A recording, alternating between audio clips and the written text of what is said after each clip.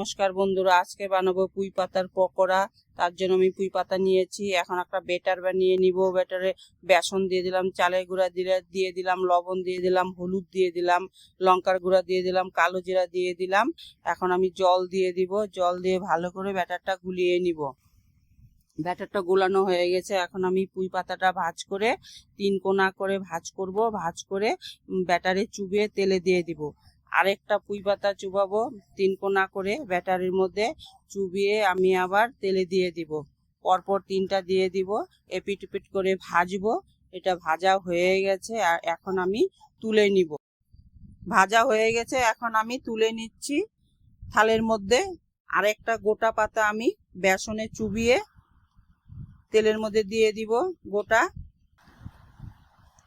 এপিট ওপিট করে ভেজে নিব।